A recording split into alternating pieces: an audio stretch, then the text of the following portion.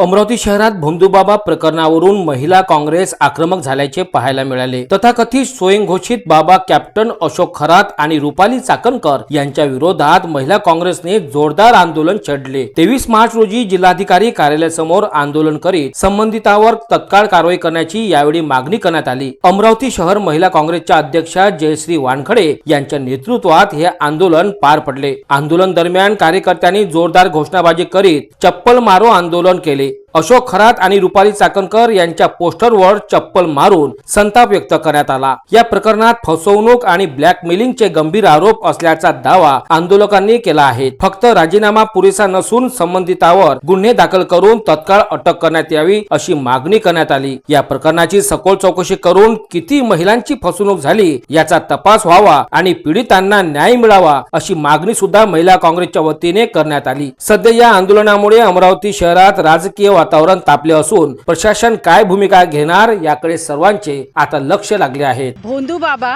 अशोक खरात या 3-4 दिवसापासून ज्या बातम्या सगळीकडे व्हायरल होत आहेत, जे व्हिडिओ व्हायरल होत आहेत आणि या भोंदूबाबा काय हे सगळ्यांना माहीतच आहे, पण यांना साथ जी दिली आहे ती रुपाली चाकणकरनी दिली आहे। ज्या महिला आयोगाच्या अध्यक्ष, महाराष्ट्राच्या अध्यक्ष, ज्या महिलांना न्याय मिळवण्याचं काम त्या करून देतात, ती जर महिला अशी करत असेल तर आज विश्वास कोणावर ठेवावा आपण? कारण आज जर एखादी मुलगी जर घराच्या बाहेर पडत असेल आणि एखादी महिला जर न्याय मिळवायला जर अशा महिला आयोगाकडे जर जात असेल तर त्या महिलेला काय न्याय मिळेल? आज ती महिला आयोगाची अध्यक्ष सांगते की जेव्हा एखादी मुलगी लग्न होऊन जर माहेरी जात असेल तर तिला तुम्ही आंदण देऊ नका, तिला पोथ्या पुराण देऊ नका, तिला तुम्ही संविधान द्या।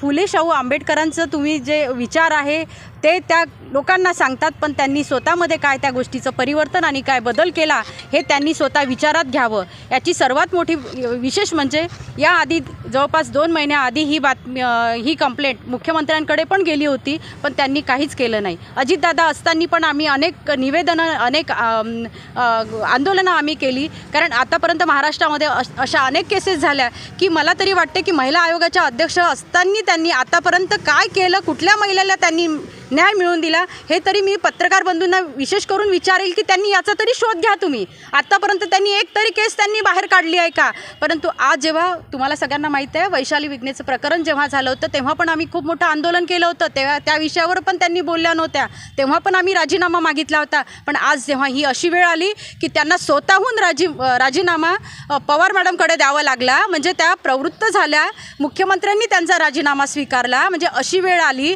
एक महिला म्हणून फार लज्जास्पद गोष्ट वाटते, आम्हाला लाज वाटते की आज महिला आयोगाची बाई अशी आहे की जी महिलांना न्याय मिळवून न देणारे त्या भोंदूबाबाचे पाय धुत आहे। म्हणजे आज बघा, जी एखादी महिला जर कुठल्या गोष्टीत, म्हणजे आमच्या अशा महिलेसोबत जर काम करणारी व्यक्ती कशा पद्धतीने काम करेल, मग एखाद्या महिलेला न्याय मिळेल का? कसा मिळेल?